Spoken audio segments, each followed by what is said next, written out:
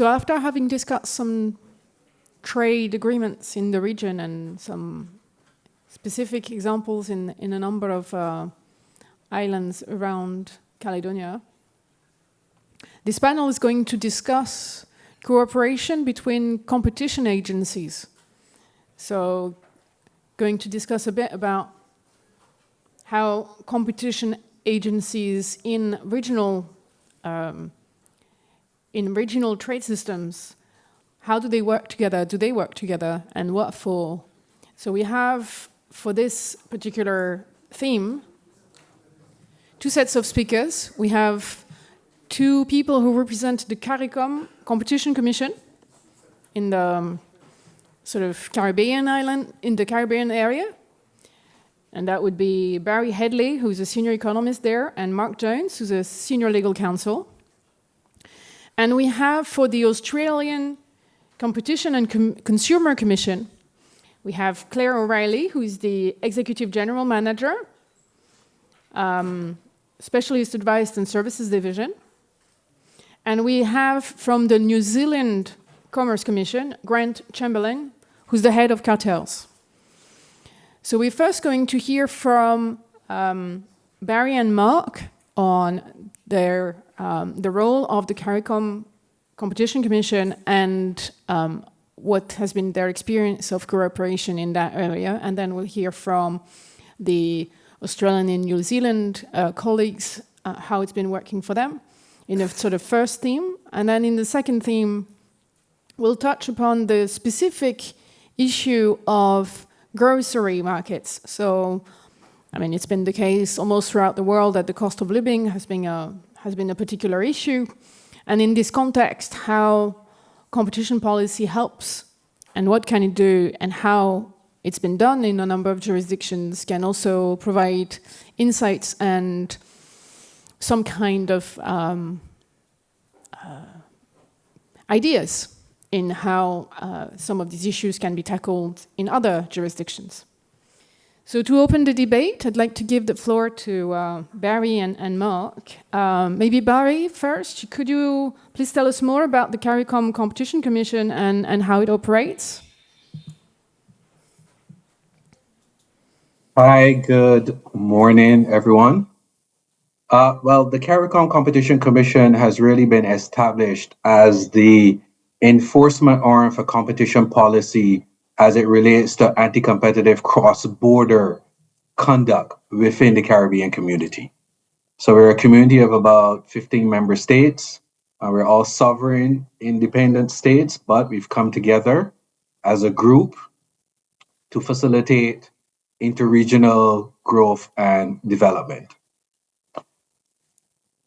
So I will let my colleague, Mark Jones, who is our senior legal counsel, he will speak more about the details of how we, as the CARICOM Competition Commission, undertake cooperation and facilitate our interaction with the national competition authorities of the member states, as well as those sector regulators that may operate in those jurisdictions that may not have a competition authority or competition laws in place. Because that is one of the challenges we face as the CARICOM Competition Commission, that there's a lack of national competition laws within the member states or institutions to enforce it, and that can create its own challenges. So my colleague, Mr. Jones, will get into more details about this and how we go about operating in a difficult legislative and institutional framework. Mark? Hi. Yes. Thank you, Barry. Let me just get my camera on.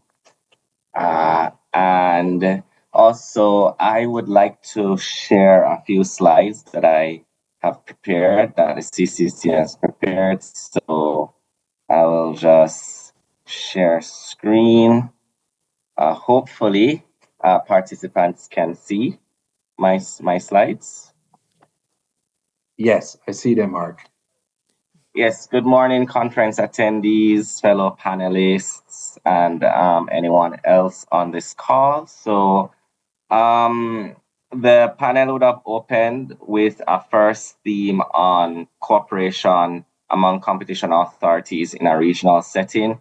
This presentation is a bit wider than that, but I won't go through all of it. It does cover the degree and level of cooperation among CARICOM competition authorities. As you can see, that would have been the third section. So I will go straight to that in the interest of time, but I understand that the slides might be made available to conference attendees, so the rest of the material and information will be there for your perusal at your convenience. Yeah, essentially, just one point to pick up before we talk about cooperation in the CARICOM zone is just the legal framework for competition law in the region. That's quite an important background to understand. So one of the things that you should understand is that, when we compare competition law and community law in CARICOM to EU law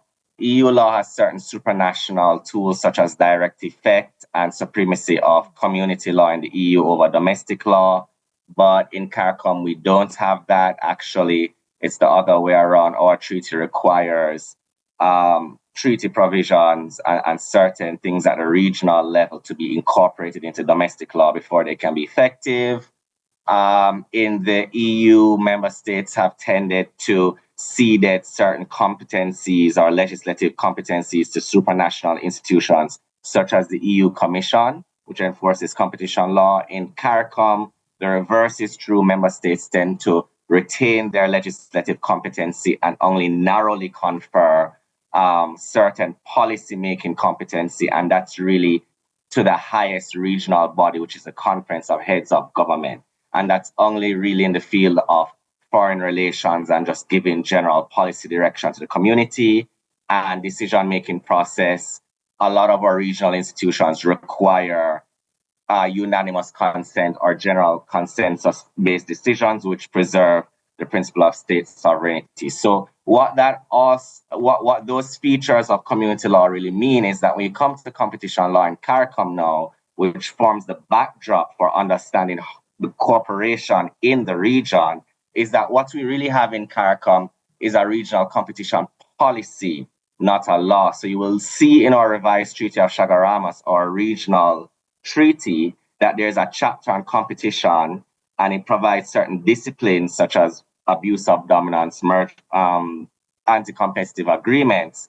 But that really is in the nature of policy because those commitments in the treaty still have to be incorporated into the domestic law. They still have to be legislated. And as you can see, only 4 out of the 15 CARICOM member states have actually enacted competition laws to enforce the regional policy.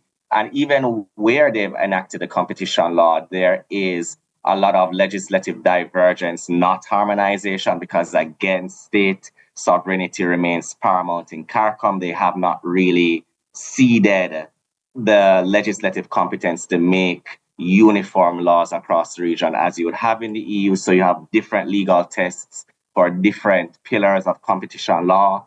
And even when you look at the legislation in these member states, so member state legislation then becomes paramount in looking at how competition enforcement happens in the region.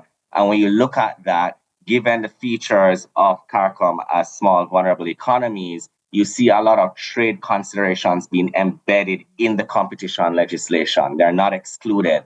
So, for example, you will see that some of the legislation in the region, for example, Jamaica's Competition Act, it allows for market definition to encompass not just goods and services in the domestic context, but expressly goods and services that originate outside of Jamaica, but which may affect competition. That is actually written into the legislation as a relevant statutory consideration. And again, in the legislation in the region, competition legislation, you will see industrial policy being dominant, but not necessarily aligned with competition prescriptions. For example, you will see limited merger control. Some member states, of the 4 that have legislation, 2 of them opted not to include merger control. And I understand one of the considerations at the time might have been the need to have local companies merge and become strong enough to compete on a global stage. So there you have industrial policy considerations. So those are just a few features of competition law in CARICOM that will then inform how the authorities cooperate. So, given those features examined, there are several rationales for that cooperation, and I have here, spreading enforcement costs, harmonizing legal and policy responses given the divergent legislation in place, right? When we're speaking about cooperation among competition laws in CARICOM, competition authorities, this generally relates to relationships or interactions between the CCC as a regional actor and national competition authorities as national actors. And we're generally talking about two types of cooperation. You can have informal cooperation, right, where the authorities exchange information and views and commentary without necessarily a formal agreement, and your formal cooperation where they might cooperate in the enforcement of cases and maybe softer elements of their mandate, such as market studies, research. But this is normally based on a written cooperation agreement. And you have some examples here between the Barbados Commission and the Guyana Competition Commission. That is an example of a formal cooperation agreement. Formal agreements will require legal bases in CARICOM, and this will primarily be legislation or the revised Treaty of Chaguaramas. On this slide, I have some examples of legislative provisions requiring or mandating cooperation between competition authorities in CARICOM, right? So, for example, in the Guyanese Competition Act, that mandates the Guyanese Competition Authority, the national authority, to cooperate with the CCC. That is a statutory obligation. And then moving to the regional level, now we go to the treaty basis for cooperation. And the main takeaway from this slide is that the treaty places certain obligations on member states. Chapter 8 does obligate member states to require their national authorities to cooperate with the regional authorities. And then the treaty goes on to build on that by providing specific treaty procedures in Articles 175 and 176, which we will touch on briefly. But the key point is that in order for you to have regional cooperation in mind, the member states have to enact the legislation and establish the national competition authorities. And as you would have seen in the previous slide, only 4 of the 15 CARICOM member states have actually done that within their territory. Touching briefly on the treaty procedures. All right, so just touching a little bit on Article 175 of the treaty. This is a cooperation mechanism where the member states, through their national authorities, can raise competition concerns, cross-border regional competition concerns. It's only been triggered once in the CCC's 15-year existence, and in that case, the regional court had to clarify how it is triggered. And one of the main points is that Article 175, this treaty procedure, is relevant where the member state is aware of a cross-border or regional anti-competitive conduct, right? And then the other treaty provision that relates to cooperation is Article 176 now, where the member state itself doesn't have to be aware, but the CCC, the regional actor, can be aware of a cross-border or regional competition concern, and it can self-initiate then a procedure to look at that in cooperation with national authorities. So this is 176. It's not a private right of complaint where where CARICOM citizens can come to the CCC and make a complaint, but it's sort of a procedure where the CCC is aware of certain information. It can initiate a preliminary examination procedure in consultation with national competition authorities, because again, the national authorities are the authorities on the ground in the member state who will be able to gather information. One of the main critiques of the Article 176 procedure, though, is that because it relies on cooperation between the CCC as regional actor and the national competition authority as a national actor on the ground, there's an element of member state sovereignty if, for example, the national competition authority has a different view of the matter from the regional CCC. Then cooperation, you might have tensions in cooperation. And actually, in the wording of Article 176, it does allow member states collectively in a regional trade council to decide the matter if there's a difference of opinion between the regional actor, CCC, and the national actor in a matter. So in that treaty procedure, you see member state sovereignty coming through, as we indicated in the previous slide about that remaining a paramount consideration in CARICOM. And just touching briefly, there's future cooperation contemplated under a regional mergers and acquisitions policy, which was approved last year. So the revised treaty currently does not have disciplines on regional merger control. And that gap is being considered to be filled or is planning to be filled with a regional merger control policy, which does envision cross-border merger control through transparent communication between the CCC, national competition authorities, and relevant sector regulators. There's also a proposed case referral system among those authorities in the region. But the key point to note is that because of the legal features that I will have touched on before, this regional mergers policy, while approved at the regional level, will require treaty amendments and the national competition legislation to make it legally operative in the member states. And touching a bit, I wish you could see my slides, because at this point I do have some data on some of the cases that we've done in the region between the CCC and the national competition authorities. So it is aggregated data.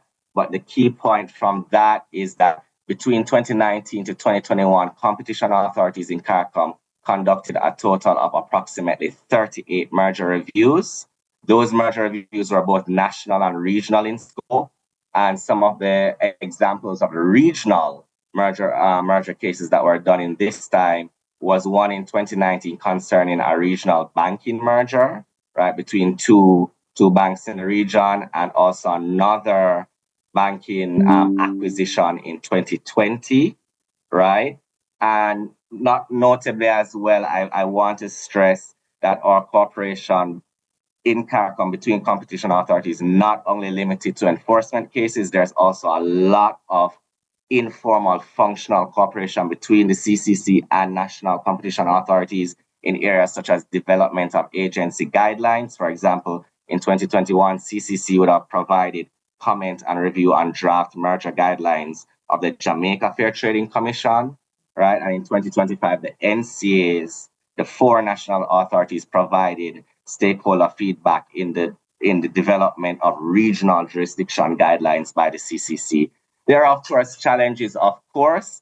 Main challenge that you might have gleaned from this presentation so far is the absence of legislative frameworks for competition law in the member states, which causes gaps in enforcement and cooperation, scarce financial and technical resources. I gather that's a challenge the world over, and sometimes in our region as well, we might experience a deprioritization of regional work by some national competition authorities, precisely because resources are so scarce and they have a national mandate to implement, right? Sometimes when the matter of cooperation comes up with the CCC on a regional matter, they will cooperate, but it might not be timely cooperation, as scarce resources means that priorities are often spread thin, right? And just lastly, I just wanted to touch on a case that we did, a cross-border cartel or collusion case that we did, just to share some experiences from that. So very quickly, in 2022, the CCC received information, again, not a complaint, a tip-off from a private firm about potential collusion between two of the major suppliers of liquefied petroleum gas or cooking gas in several member states of the CARICOM single market. And the allegation was that because they were colluding, this was driving up the price of cooking gas in those member states. Based on that tip-off, CCC acted on Article 176. That, again, is a self-initiation procedure I would have gone through. CCC did a first initial review of the allegations received and determined that there was sufficient cross-border jurisdiction or regional dimension to the allegations to support agency action. we then trigger that action by writing to the national competition authorities, requesting them in accordance with Article 176 to conduct preliminary assessments. So they have to do their own assessments in their member state. Importantly, due to the absence of national competition legislation in some of the allegedly affected member states, CCC was only able to trigger the cooperation procedure in relation to 2 member states that had competition law and authorities, which was Barbados and Guyana in the region. And we requested those member states to conduct the preliminary assessment. The preliminary assessment would have given them some information to look at market structure, to research and determine if there's evidence of coordinated conduct in their member state, and for those NCAs to recommend if they believe a formal regional investigation by CCC is warranted based on the information in their member state.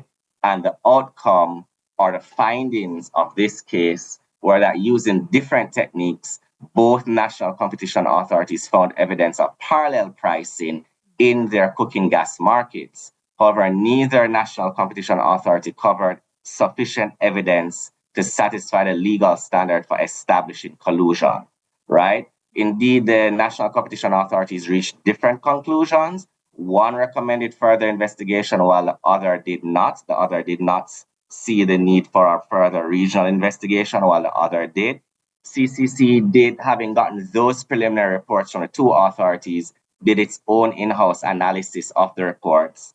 And based on our analysis, we decided that it was not appropriate to launch a formal regional investigation, given that parallel pricing alone is not illegal, that legally necessary collusion evidence was lacking or absent, and that the preliminary assessments of the national authorities yielded conflicting views on the need for regional actions. But we did recommend to the national competition authorities to keep their cooking gas markets under continuous surveillance, given that there was some evidence of parallel pricing. And just lastly, the main lessons we learned from that cooperation case in cooking gas was that the greater need for regional harmonization of cross-border investigations, including standardizing how national authorities collect data and what techniques they use. In that case, both authorities collected data in different ways and used different techniques,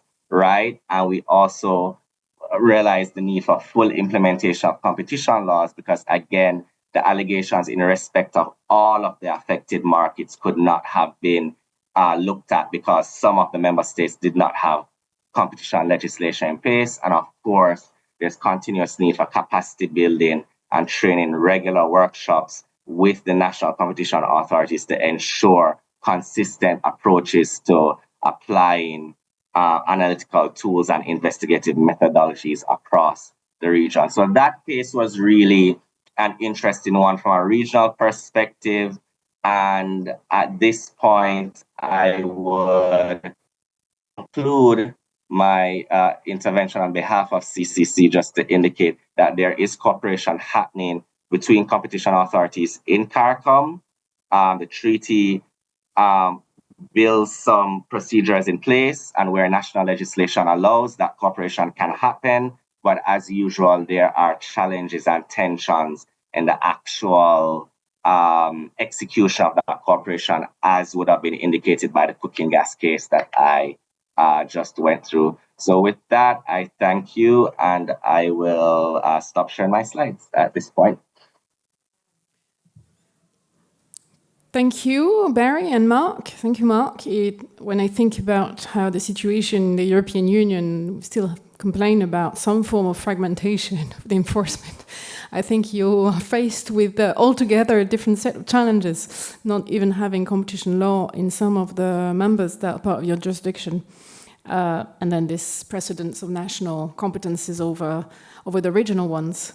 So now we can turn to a different set of cooperation between two states, Australia and New Zealand. And maybe starting with Claire and then Grant. Could you provide us with an overview of the cooperation between your two institutions, and maybe also insofar as it affects, as it deals with trade relations, given the topic also of today more generally? Thank you very much, and thank you, Mark. That was absolutely fascinating. Grant, I think I was going to go first, or were you? Yeah, no, you go first, Claire. Okay, all right. I'll provide just a brief overview. So the ACCC and the NZCC have a very close relationship as regulators, given our close neighbouring jurisdictions. We cooperate on matters relating to competition, consumer protection and economic regulation, particularly in areas where businesses operate in both countries or where similar issues arise, such as in relation to key infrastructure like telecommunications and airports, just as an example. As with any international cooperation activities, the purpose of ACCC and NZCC collaboration is to be more informed, more efficient and more effective in our regulatory activities. In relation to being more informed, our cooperation helps to keep us aware of emerging and ongoing competition and consumer protection issues, approaches to economic regulation, and to learn about good detection, enforcement and advocacy practices from each other. Knowing how our counterparts are running corresponding matters like investigations or merger assessments, or indeed on pricing inquiries, can reveal new investigative strategies, leads and opportunities to avoid duplication efforts. And engaging productively with each other allows us to be aware of critical activities, to identify opportunities to coordinate where possible, and to drive the most effective regulatory outcomes as possible without unnecessarily burdening business. We acknowledge that each jurisdiction is unique with its own laws and culture, so we pursue coherent rather than identical outcomes. This is especially important as enforcing our respective laws in an inconsistent manner can result in unnecessary burdens on businesses operating in both markets.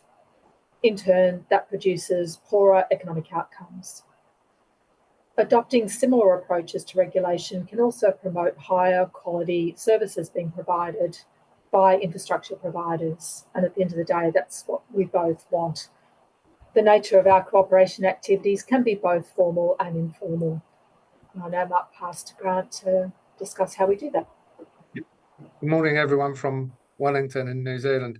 So I'm going to touch on formal cooperation, but I heard from international colleague Mark Jones, there's formal and informal. I'm a really strong believer in informal, and I know Claire's going to touch on that, and we'll come back to that with some case examples later on. But in terms of formal arrangements, there are some very strong ones in place between New Zealand and Australia. There's formal cooperation agreements.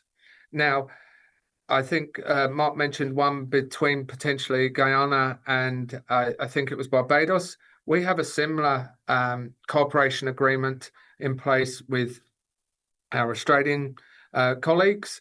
Now, there is a mergers protocol in place that covers similar mergers, so that ensures that there is a flow of information. Then there is a wider cooperation agreement that is currently being reviewed, but I think was entered into maybe 10, 12 years ago. So that allows quite an extensive amount of information to be passed quite formally.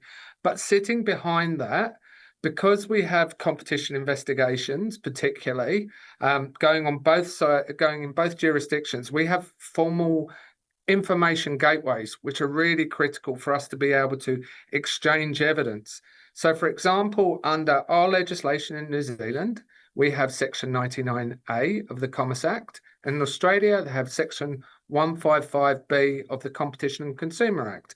Now, that enables, because of the presence of cooperation agreements, for us to make requests to our Australian colleagues to obtain information statutorily. So that means using notices, compelling information if we wish to. And likewise, our Australian colleagues can ask us to do that as well.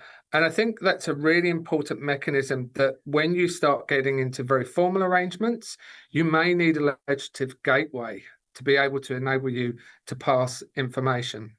A good example of that, which I oversaw, so I can talk about this one, was one where the ACCC was investigating cartel conduct in the Australian market in a sector, and the key players held information in New Zealand. Now, normally that would not be possible to obtain under our legislation on both sides. They are jurisdictionally specific, but under this legislative gateway, they could ask us to issue notices and compel the production of that information. So that's really important to be able to do. There is some mechanics, and you have to work through the requests, the way they're structured, what will be the timeframes you put around them. But they're a really efficient way of working together is under that sort of formal gateway. So that happens at sort of the case level. That's a good example of it. Then you can move up. We also, at the structural level, have exchanges between staff. We have really regular engagements, and I know Claire will touch on those. But then we have the ability that we have cross appointments with commissioners. So we really value the input that we get from those cross-appointment commissioners. They can work on any matter. They can be on mergers, anything that's being reviewed by us. That really is quite helpful to have the expertise going both ways, because that brings an outside-in perspective when we're thinking about what's going on in our respective markets. So that's just a sort of quick run through. There's formal arrangements that are really important. And then I think now Claire's going to touch in the area that I think is the really key bit, which is informal cooperation. Thank you, Grant. And please jump in to add anything from your perspective. I agree. The informal arrangements are really critical to make this work. I should note, though, in terms of sharing information, we have a live example where we have some NZCC people here with us this week, working with our data and intelligence team, and that's been really good so far.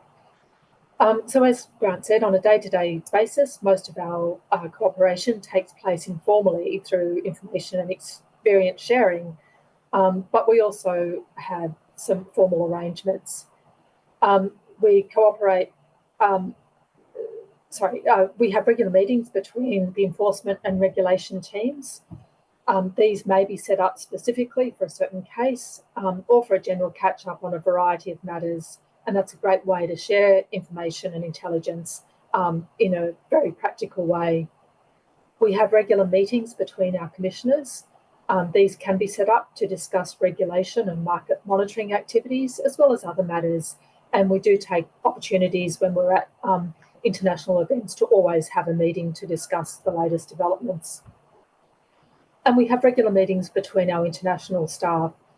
Again, this might be about specific matters, but it also could be about coordinating our involvement in international networks like PINSA, ICN or IcePen, or sharing updates on broader policy developments in each of our respective jurisdictions. Commissioner, executive and staff level in-person meetings, as I said, are a regular part of our international events. We also cooperate informally by working alongside each other in those international networks like the ICN and IcePen. Networks or working groups with other agencies provide a good way to share information and good practices, especially if they are focused on a specific area and are comprised of staff with subject matter expertise. For example, in 2024, the ACCC and the NZCC co-facilitated the IcePen Asia Pacific Intelligence Gathering webinar. The purpose of that webinar was to hear from our neighbouring partners about consumer protection trends in the region and to feed back into the broader IcePen network and elevate Pacific issues in the international conversations. And I think that was a really successful example of how that works. In 2022, alongside with the US, the UK and the Canadian competition authorities, we created an informal working group to share intelligence and insights with respect to supply chain competition issues during the COVID-19 pandemic. So they're just a couple of examples of where those informal relationships become so important for getting some real changes and that cooperation on a broader level. Back to you, Grant. Thank you. And again, I was involved. I was the person that was leading from the New Zealand side around that supply chain work that Claire just mentioned. And I think that's a really important thing whenever you're thinking about cooperation. You can always keep adding to it. So that was a specific issue, the supply chain post the COVID pandemic. But we got together and shared information amongst a wider group. And I think I'll touch on that with the future of PINSA, that this type of cooperation doesn't need to be static. You can constantly evolve it as you need it, which is really important. But what I'm going to touch on now is thinking about it in a broader context of the trade environment, and probably moving up slightly a level to not agency policy, but for us in New Zealand and in Australia, I'm going to talk about what we call the single economic market agenda. So that's a piece of legislation, and it's a piece of, it's an agenda really. The single economic market basically is aiming to try to reduce the burden on businesses when they're working in both Australia and New Zealand. So if you're thinking about that in the context of legislation, and Mark talked about the way in which the legislation works in the Caribbean, for us, it's actually built into it, thinking about how are we operating to make sure that that trade environment, that international level, they're seeing both similarities on both sides of the Tasman, which is the sea that divides between Australia and New Zealand. So it's a really important point.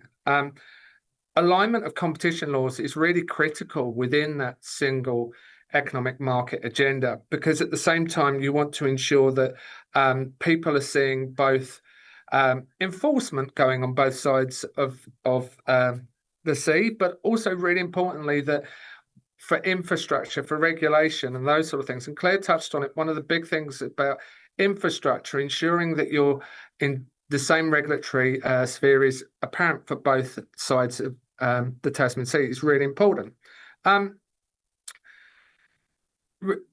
Underneath that, I'd probably say that apart from reducing the compliance burden, or actually everyone's aim is to bring new money into their economies and those sort of things, having consistent standards and policies is really important.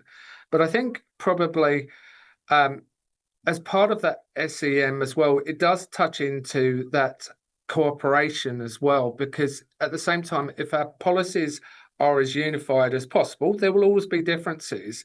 That enables that degree of cooperation to be even greater. So I'd probably say that would be the other thing, that when you're thinking about any form of that international cooperation, is to think about at the agency level, but also at the policy and the legal level. Is it consistent? Because then you'll get a far better engagement on that cooperation. Back to you, Claire. Thanks, Grant. So I suppose it's probably a good time just to talk about one example, and that is in relation to our cooperation on merger matters, which is a regular area of cooperation. I've got two examples that I was going to just share with you. So a recent one was a merger between Schlumberger and Champion X that was in 2024-25. Both of those companies provide oil field services in both Australia and New Zealand markets, as well as globally. The ACCC and the NZCC mergers team had regular Teams calls to discuss our theories of harm, that is, the ways that the transaction might substantially lessen competition in the relevant markets, and ways in which they were similar or different in both jurisdictions.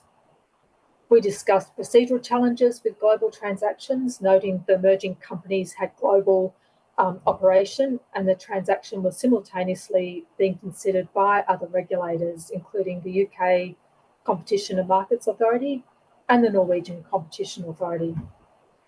We also discussed the ways to gather information in those circumstances, and as Grant said, we wanted to do it in the most efficient way and ensure that we didn't impose an undue burden on the two companies.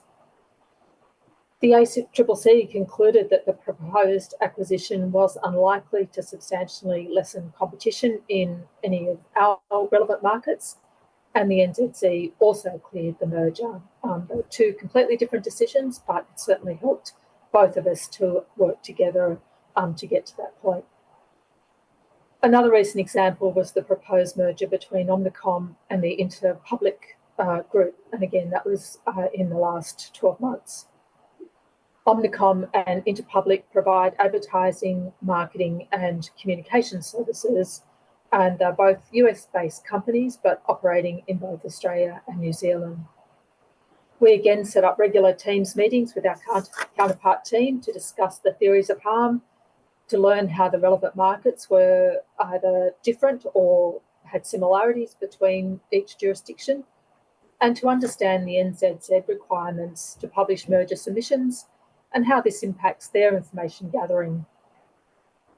In both of those examples, the ACCC really benefited from hearing NZCC's insights on how to deal with global merger parties and to exchange information which we had independently obtained. And as Grant noted, the formal arrangements we have in place really facilitates our ability to do that.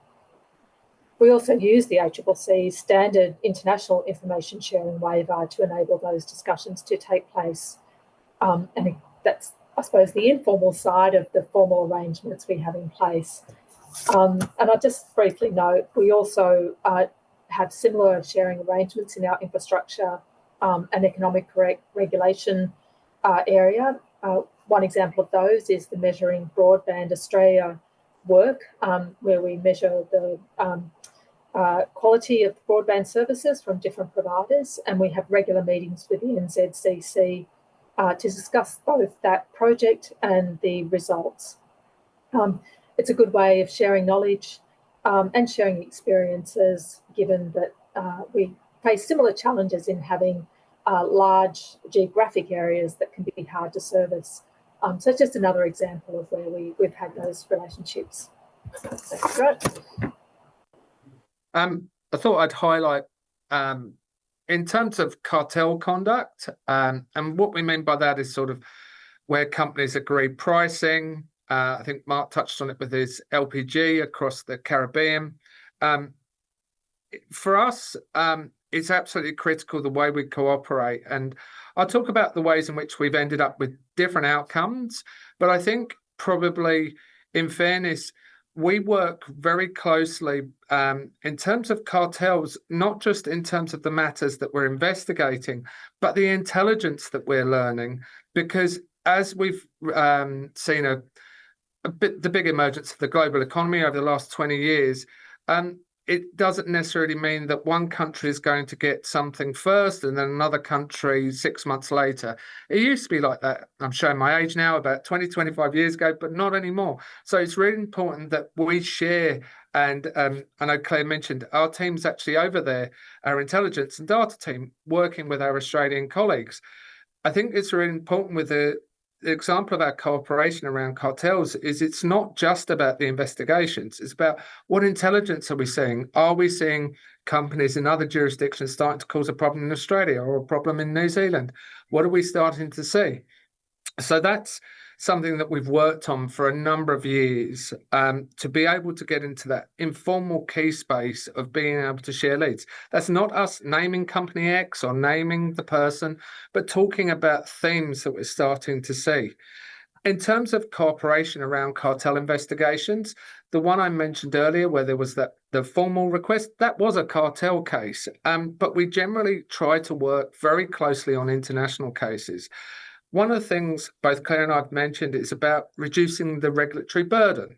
So one of the big things we've done in cartels is when a company may be coming to want to tell us about conduct, can we make sure that we're asking for similar things in Australia and New Zealand so that they're not having to produce 25 answers for New Zealand and 25 different answers for Australia, when actually we're just asking the same question, just in different ways.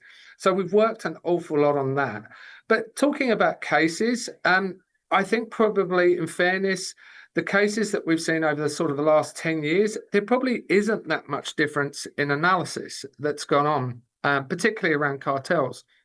What I would say is we are still unique. obviously for a cartel, it has to impact Australia. For us, it has to impact New Zealand.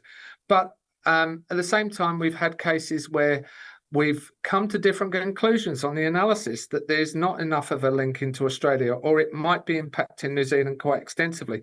But we do actually talk about those sort of things. So again, that's part of the cooperation.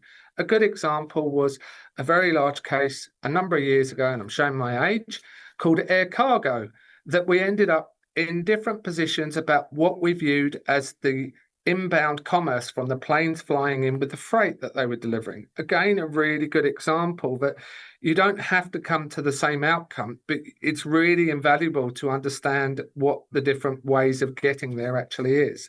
So that's just an example of where I think cartels, and I know when we had the ICN cartels workshop here in New Zealand in 2022, we had lots of great colleagues come from across the Pacific to that workshop, and we had a lot of the very big agencies from DG Comp, from America, from Canada, but explaining that really sort of, you're not just talking about investigations, you're talking about how cases are developing. That's absolutely critical. You can come to a different view, we often do, from other countries, but there's no reason why you can't actually coordinate about how you're working together across the different elements.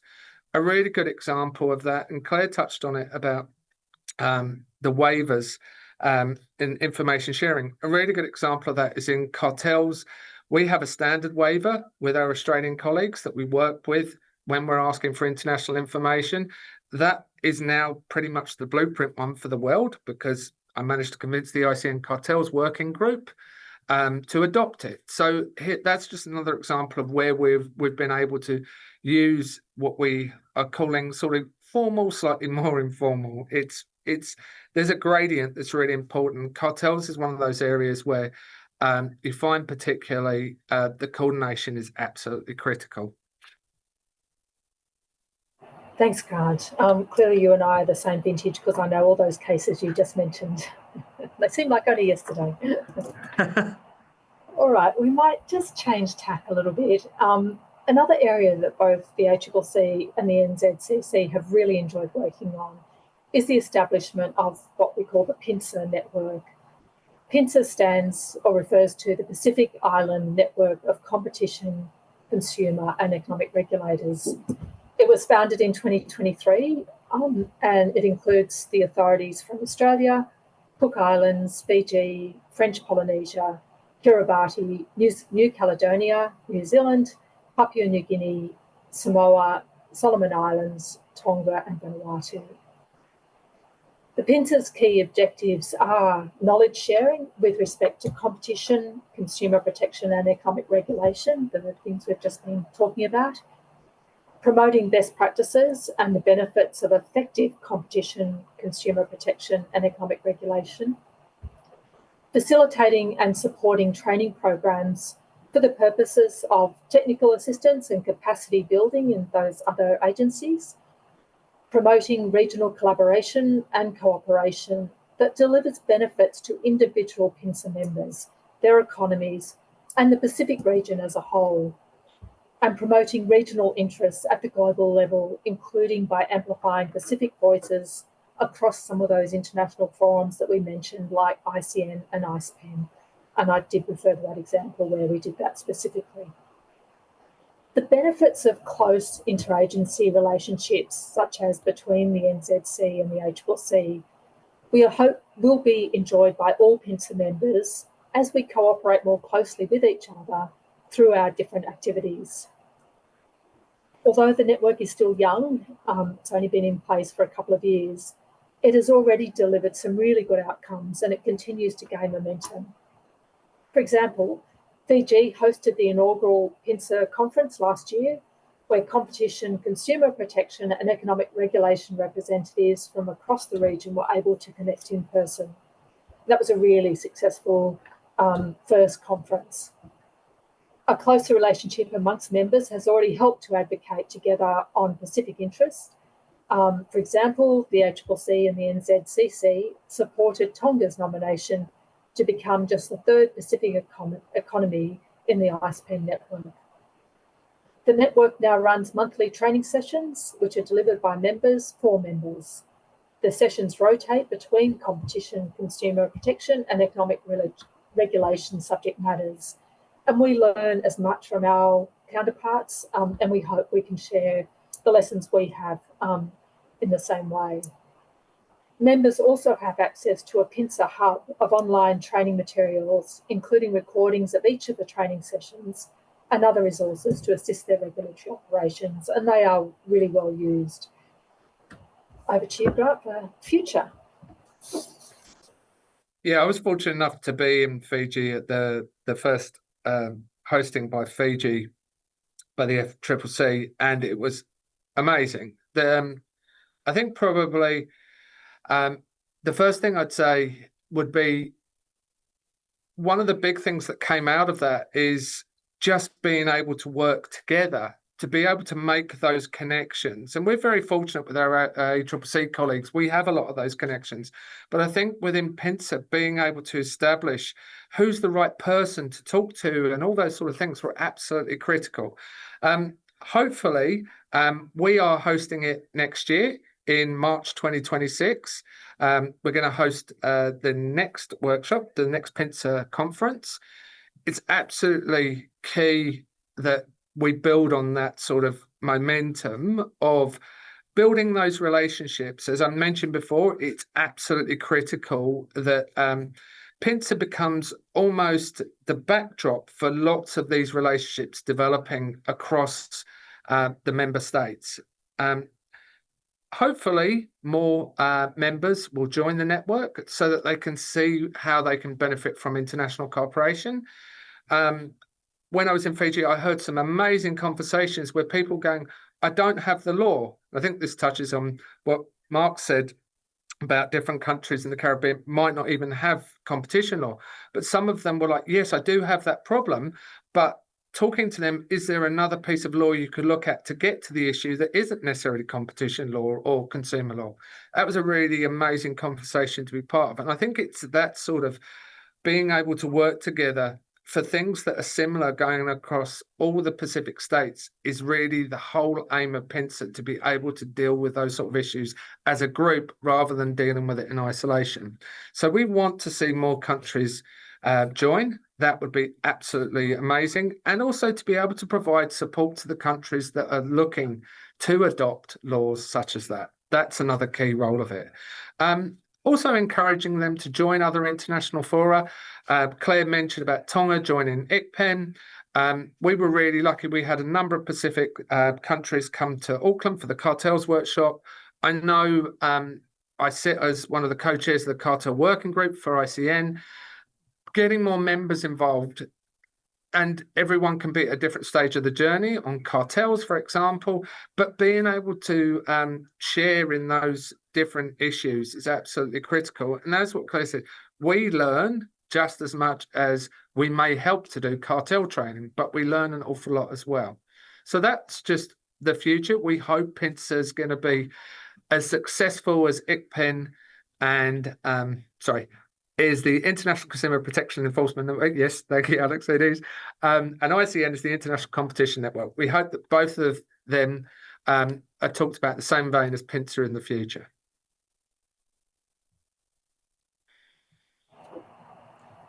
Thank you. So thank you both. Thanks a lot for this excellent overview of the cooperation between your two agencies and sort of the broader also PINSA network and sort of the aspiration for that network in the Pacific. Hopefully, we'll have fewer hurdles than the CARICOM Competition Commission when it comes to trying to find common grounds across the members. I just wanted to turn to the second theme, which was going to be a much shorter. The cost of living has been a particular concern in many countries in the world over the last few years as inflation kicked in again and income has not necessarily followed, disruption of supply chains and etc. And competition agencies typically are asked how they help address cost of living in their jurisdictions. And one sector that is particularly scrutinized by consumers, politicians, and overall is of course grocery shopping, which is the first port of call for cost of living for consumers. So would the three of you, across your relevant jurisdictions, please tell us more about how you each individually look at it and whether the sector has been an opportunity for collaboration, but even if not, so how you've looked at issues in this particular sector. Maybe Claire, you could start? Yes, look, thank you. That's a really good question. And we have the same cost of living concerns in Australia. Last year, at the beginning of 2024, the Australian government asked the ACCC, or directed the ACCC, to conduct an inquiry into Australia's supermarket sector. And that was directly linked to the cost of living concerns. Just by way of context, so you understand where we are in Australia, our supermarket sector is largely categorised as a duopoly. It's dominated by two big companies, Coles and Woolworths. The ACCC estimates Woolworths has about 38% of supermarket grocery sales nationally, and Coles has around 29%. They are some of the most profitable supermarket businesses among global peers, and their average product margins have increased over the past 5 financial years. Aspects of Australia's supermarket sector are not working well, which led to poorer outcomes for consumers and, importantly, poorer outcomes for suppliers than we would expect in a more competitive market. The purpose of the inquiry was to examine the pricing practices of the supermarkets and the relationship between wholesale, including farm gate, and retail prices. The inquiry ran for 1 year. It was a very tight time frame, and there was a lot of work done throughout that year and a very, very busy team. We published our final report for the inquiry earlier this year, and that's publicly available online. We can share that with you. It recommended clearer pricing practices, greater transparency for suppliers, and reforms to planning and zoning laws, which were all designed to improve competition in the supermarket sector. And by improved competition, we hope it would make a difference, positive difference for consumers, and give suppliers fairer bargaining conditions. As part of that inquiry, we looked at billions of data points to try to understand the pricing techniques of both supermarket companies. And as part of that, we recognised that both Woolies and Coles had similar advertising practices, which they called prices dropped or down, down.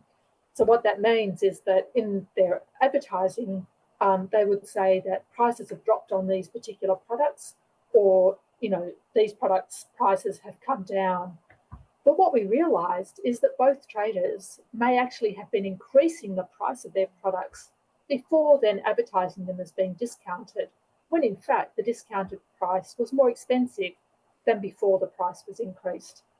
So we've commenced legal proceedings against both companies in our federal court, and we allege that those claims were in fact misleading. So that is before the courts at the moment. I'm not sure that we have a hearing date, but we are in the process of preparing for both of those matters. I should note that the inquiry we conducted a survey of consumers, and we had, I think it was certainly around, I can't remember how many, but it was many thousands of consumers responded to that survey. We had over 100 submissions, and then we had individual hearings that were conducted for both the supermarkets and for the suppliers.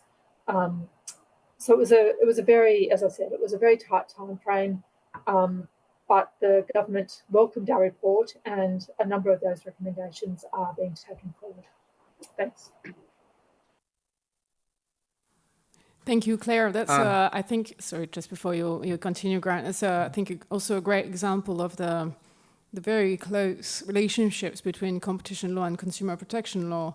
I know you and Grant, at least, are both used to having both hats on, but of course for most European competition agencies, and including in New Caledonia, the two competencies are split. And in a way, for the grocery markets in particular, it's the coordination between enforcement of regulation in these two areas is probably another area of work when it's not under the same umbrella. Grant, any example on your end? Yeah, so from our side, you're exactly right. Having both the consumer and competition sides exceptionally important. For us, we had an inquiry, we call it a market study, which was completed in 2022. We have a duopoly. One of the parties from Australia is in our duopoly, Woolworths, but then there is another business called Foodstuffs. Between them, they have over 80% of the market share in New Zealand. A market study, not unsurprisingly, found very high profitability. We have some of the highest grocery prices in the OECD, and Claire touched on it, complex pricing. And I think that's where the consumer angle particularly can come in, is really, really helpful. But what came out of that market study for us, the government said, okay, we will introduce a mandatory grocery code of conduct, mandatory unit pricing to try and break down some of that complexity, and establishing a grocery regulator and a dispute resolution scheme. So the grocery regulator is part of the Commerce Commission.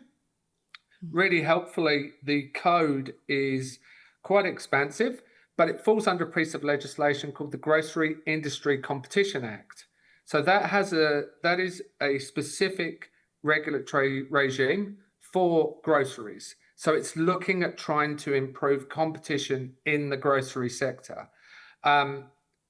Yes, obviously it's a very long way to get to New Zealand, etc., blah, blah, blah, but having some of the highest prices didn't make sense. So the idea behind Geeka is to be able to break down some of the vertically integrated issues that arise. We have extensive vertical integration from the suppliers into the supermarkets. They have wholesale operations, retail operations. So it's really important for us. We've gone past that stage of the inquiry.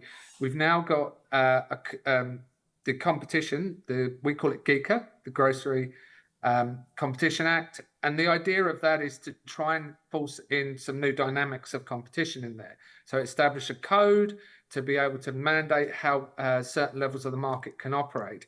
But you're exactly right. We're taking quite a few consumer cases about pricing, misleading prices, etc., to try and be able to break through enforcement, not just regulation, some of those issues. As recently as last month, we launched a cartel conduct action in the High Court here to take a supermarket and a supplier to court over cartel conduct. So I agree completely. The consumer and the competition and the regulation to try and force some of those issues under the spotlight have to work together. I don't think, my personal view is, I don't think there is one simple way of trying to address that. And for us, a lot of our cost of living issues arise around the structures of the supermarkets here in New Zealand. Thank you for this, Grant. Very insightful. Mark or Barry, any perspective that you can shed from CARICOM and your own, maybe your own actions, if there was any? Yes, I would say that our initial efforts to look at the whole issue of food and food pricing started around COVID.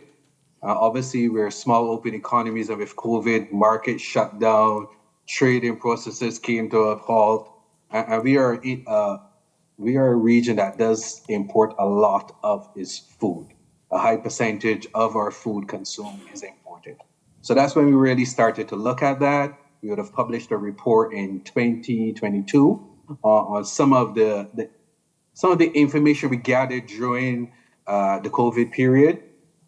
And I have to say that during that is when we would have really started to work, I think Grant mentioned it, working with consumer authorities as well as ministries of trade and not just the competition authorities in the region to try and gather information and reaching out to statistical agencies to try and get information from them. So that will be our initial efforts towards looking at the whole issue of food and food prices. More recently, we've now collaborating with the OE's Organization of Eastern Caribbean States. We're looking, there have been stakeholders who've started again to complain about food and food pricing, consolidation in the supermarket sector. You know, some of the new entrants are buying out some of the smaller players, consolidating stores. So in some member states, there's concern that this consolidation may not necessarily bring benefits to consumers, but might end up hurting consumers. So coming out of some of those concerns, we want having had food and food prices as one of our areas of monitoring. We've now entered an arrangement with the Organization of Eastern Caribbean States to do a competition assessment based on the OECD toolkit for competition assessment, where we're looking at the grocery sector. Grant would have mentioned it, both wholesale and retail.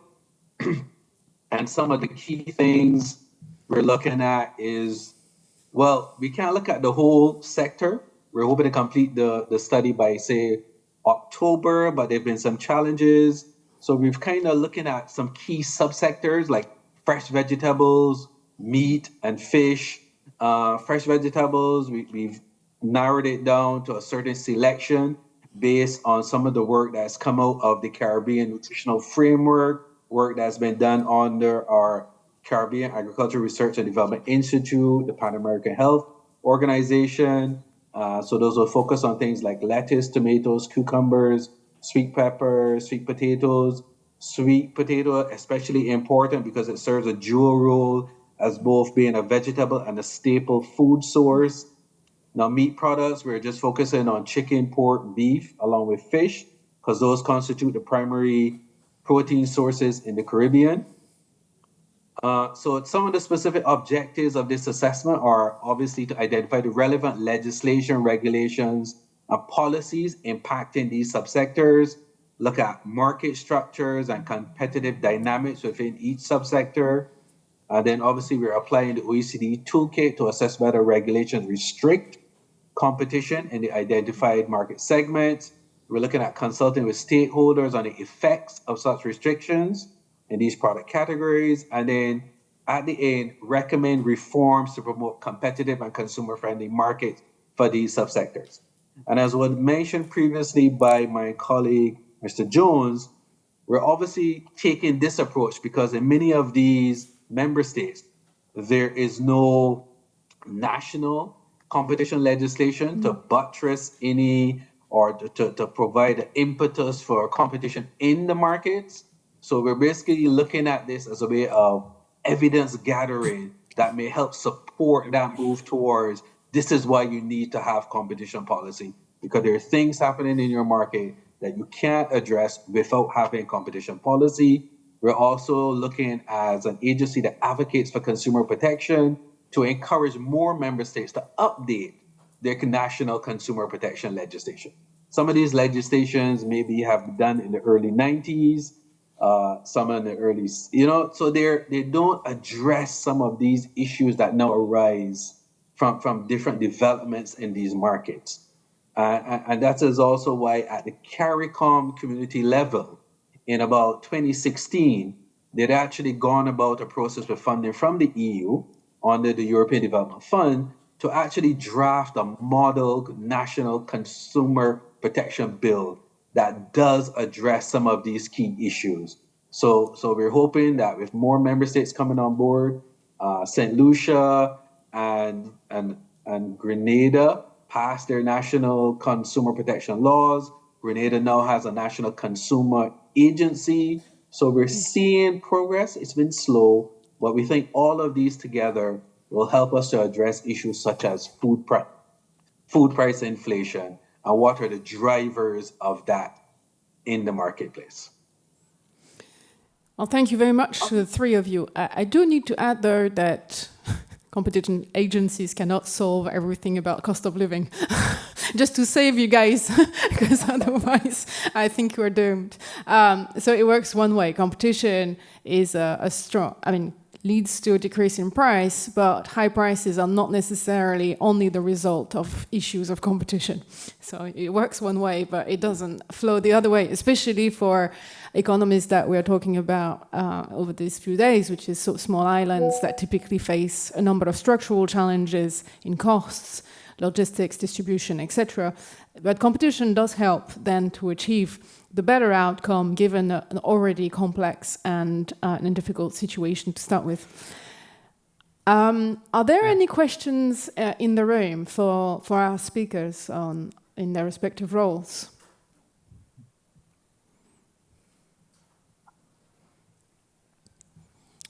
Just going to check if there's anyone online who's got their hands up. I don't think so. No questions?